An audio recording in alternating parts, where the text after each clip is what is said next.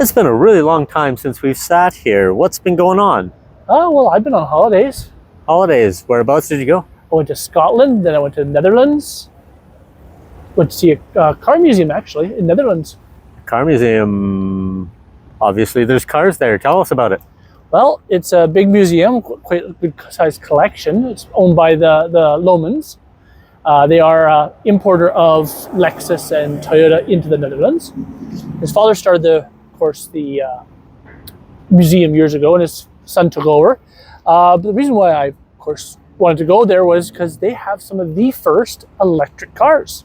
Wow, that sounds like quite the collection and might be an interesting video. Shall we take a look at some of these cars? I think we should. Let's go. Let's go.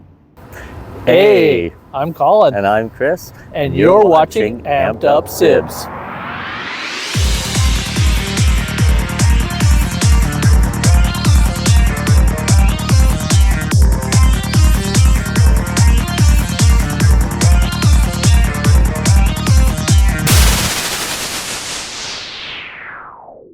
So first off, if you want to go visit this museum, which I highly recommend, it is actually in The Hague in Netherlands. Really easy to find.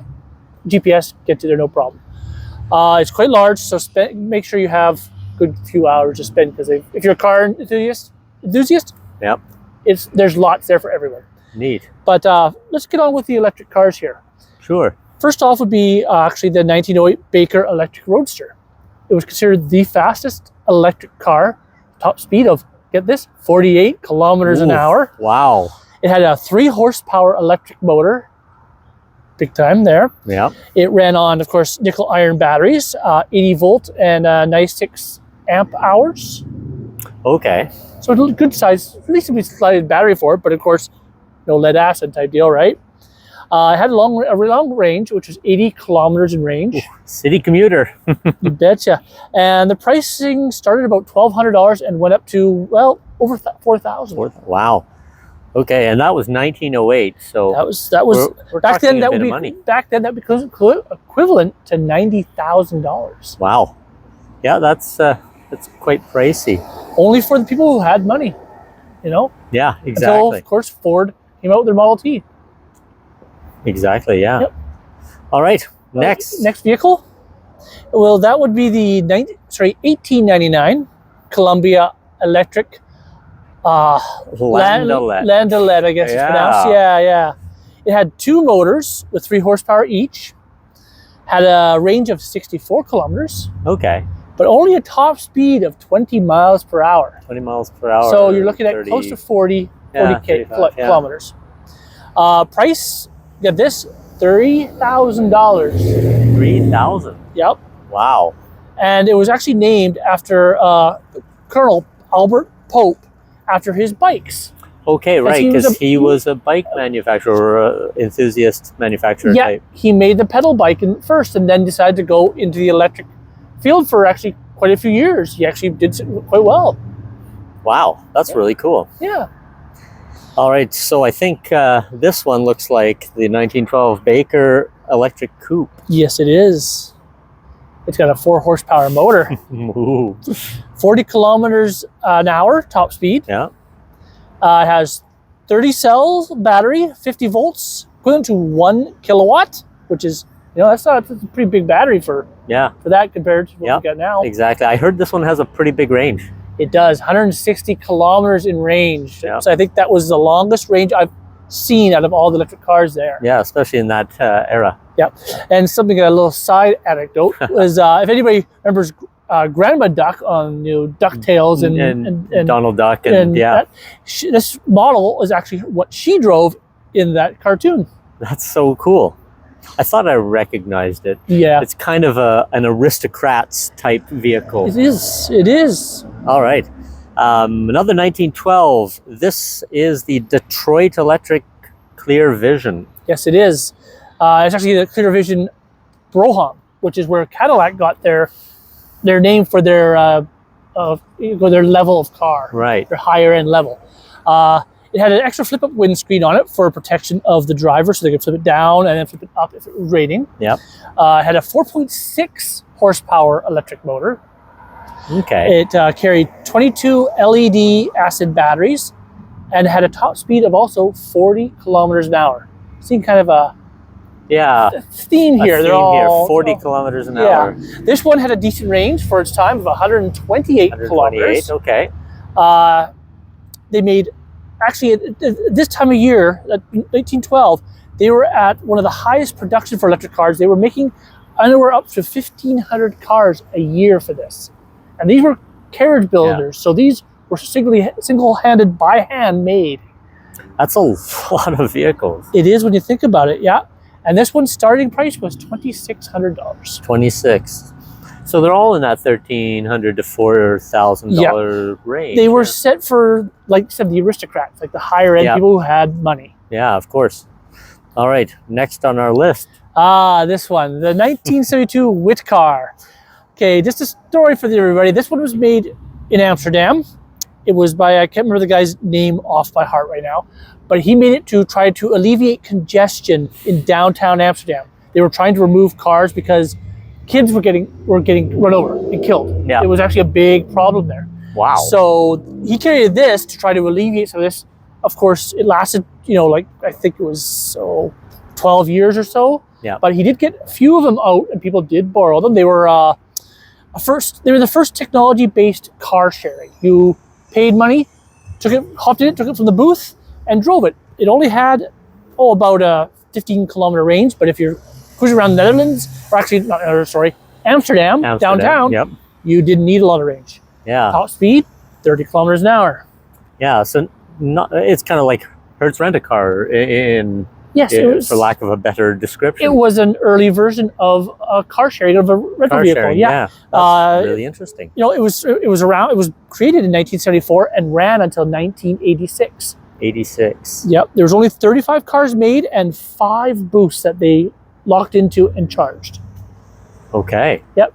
The reason why they didn't last, of course, is their design, and they were only meant for fuel. And then, of course, in Amsterdam and in Netherlands, bikes are the main transportation. Yeah. Something I found out was more pedal bikes have the right of way when you're driving there, so you really have to be careful. You better be careful. Yep, I had a few close calls. Let me tell you that. Oh my. Yep, exactly. All right. Next on the list. One. Of course, we all know this one, the 2009 Toyota Prius.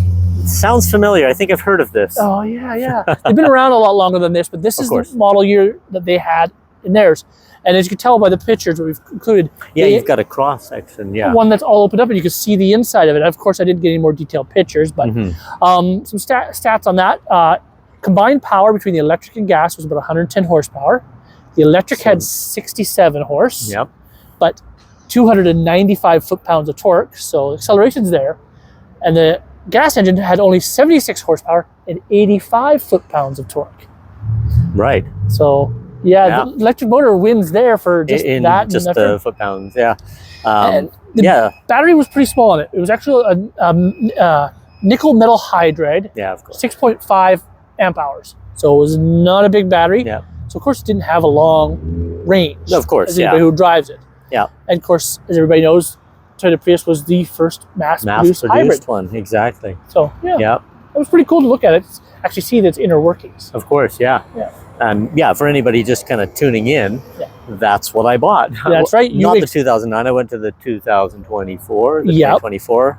But that's and I'm loving it. By the way, we'll have to do another video on that, as I found a few new features that I didn't realize existed in the vehicle when I bought it and when we did our first 2 videos. That's true. Yeah. Good. All right, next. Next one is this French manufacturer. Actually, he's manufacturer actually built airplanes. It's a 1942 Breguet A2. Now, I could have pronounced that wrong, but I'm not good with the names. But how this one came along was an aircraft manufacturer in World War II. They were in France. They were taken over by Germany at the time.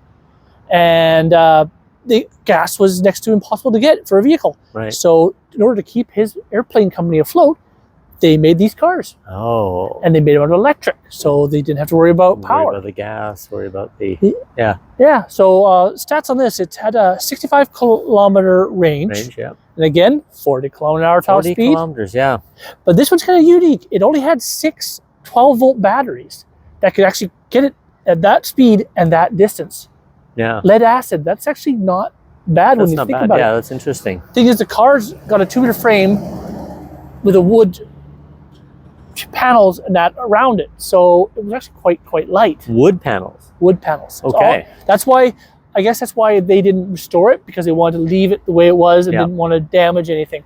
And also, added a picture. They actually have the original charger, that home charger that came with this device, this machine, because they saved it from a chalet that was stored in the garage in the chalet. I see, yeah. They found it and brought it out. That's really cool. And it has a 2.5 to 3 horsepower motor. They weren't exactly sure because, of course, they didn't restore it. Yeah, so exactly. It was somewhere around that range. Yeah.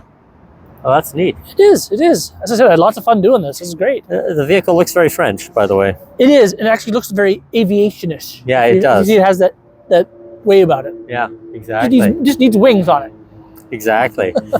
Going back in time, 1896. Okay, Tell us now about the Armstrong petrol-electric hybrid. Now, for all those who think hybrids are sort of a new thing, Apparently not. In 1896, this Armstrong built this machine to prove that a hybrid system could be made. Yeah. And it's the first ever to be produced in the world, and it is the only one.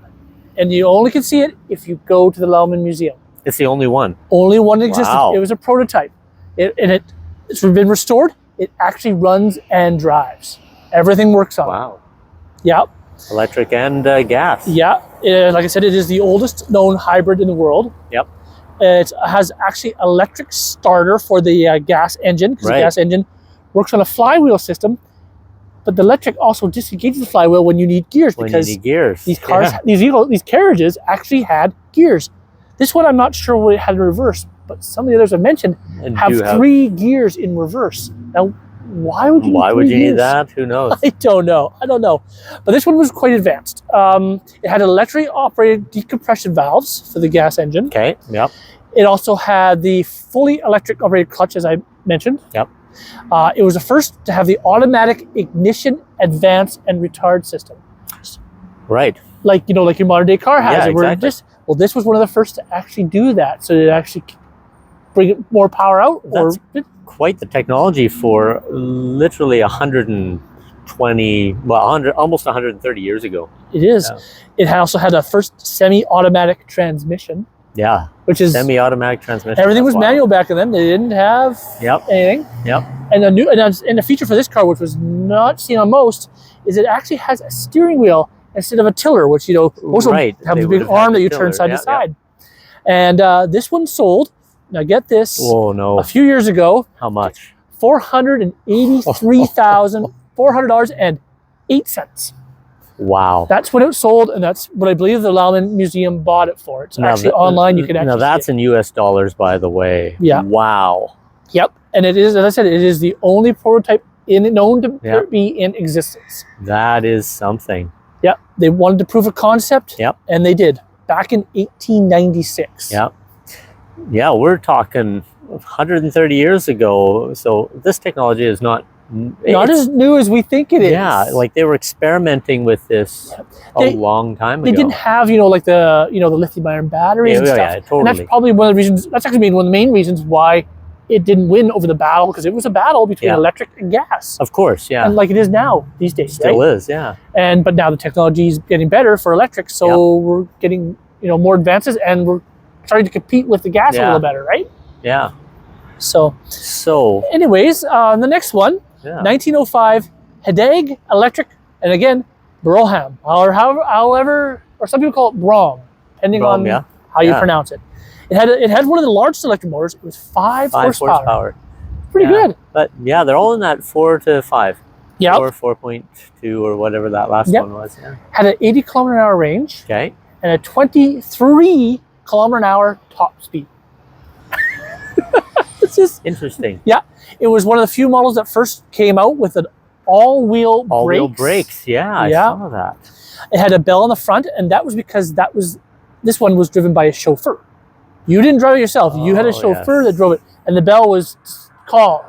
And because it had its own electric horn, an actual electric horn that ran off the batteries, as well as both front headlights and, get this, tail lights were all electric, and they worked. And this was 1905. Yes, and as I said, these cars, except for that one French one, these cars have all been restored and still work. Still work, yeah.